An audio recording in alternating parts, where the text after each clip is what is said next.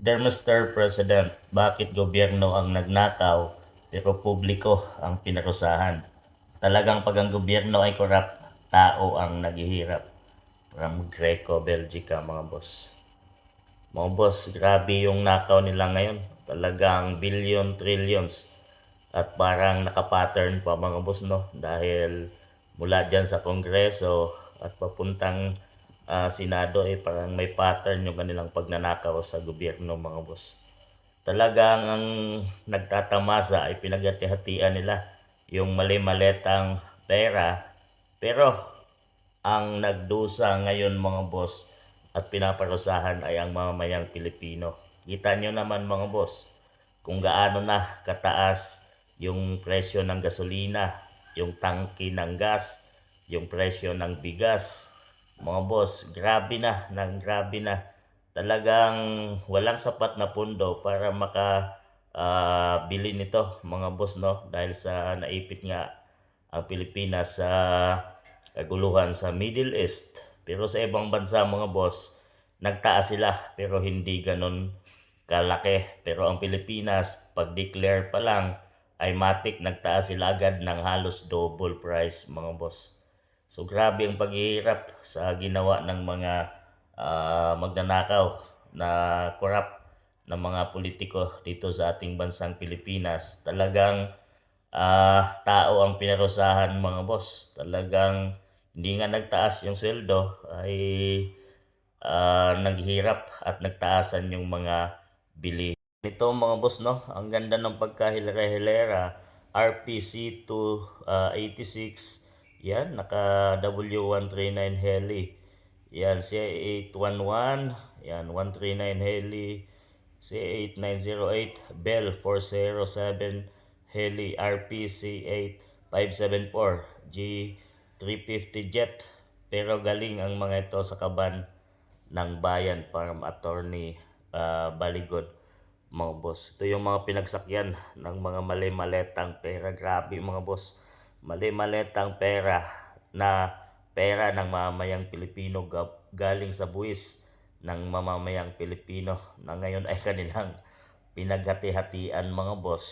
At talaga nagsagana ang mga tao ito ngayon at talaga nagtatamasa sa pera ng taong bayan.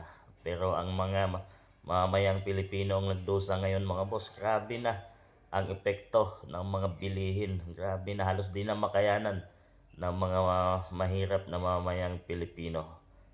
Ito yung kanilang sistema mga boss, no? 611 million pera sinauli via restitution.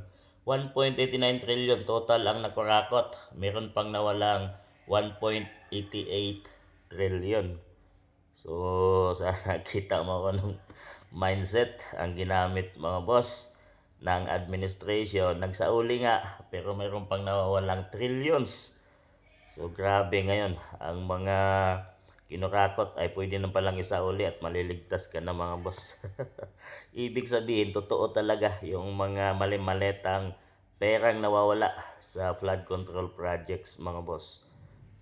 Take note, flood control pa lang yon. Wala pa yung mga ibang ahensya kagaya ng mga PhilHealth, mga boss, no, na talagang kasali din sa mga kinuha nila mga boss na nilaan dito sa flood control projects. Talagang grabe ang perang nawawala na para sana sa proyekto ng bansang Pilipinas at sa kaunlaran ng mamamayang Pilipino. Pero ang nagdusa ay taong bayan na grabe na hindi na maabot ang mga bilihin, lalo na't wala namang trabahong binuksan mga proyekto sa bansang Pilipinas, pero nawawala ang mga trillions na pera na galing sa kaban ng bayan. So grabe yung kanilang ginawa mga boss. At dito panoorin natin kung gaano lumubo ang salin ni PBBM mula nang siya ay maupo bilang presidente ng bansang Pilipinas.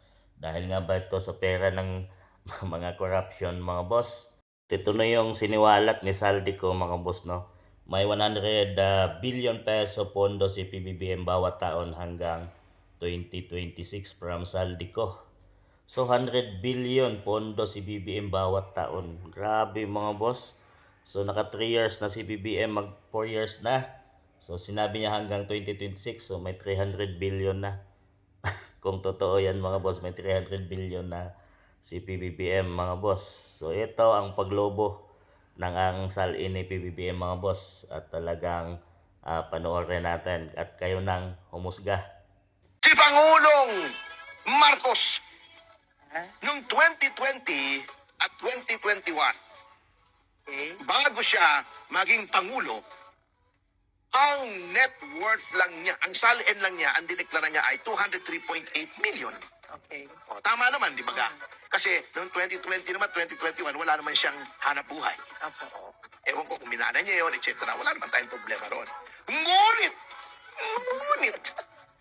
noong 2022, noong naging presidente siya, at take note, presidente lamang siya from 2022, June, hanggang December, so kalahating taon lamang pa siyang nagiging Pangulo, ang 203 million niya ay naging 960.7 million! What? Oh, malaki, di ba? O, 700 million ang itinaas sa isang taon. Sa isang taon. Oh. At yung 2023, yung last available na salin niya, Opo. ang kanyang net worth na ay 1.157 billion. Naging bilyonaryo po habang Pangulo si Pangulong Marcos. Nung siya ay hindi umuupo bilang Pangulo, ang kanya lamang yaman ay 230 million. Nung pagkatapos ng isang taon at kalahati lamang na siya ay Pangulo, siya ay naging bilyonaryo.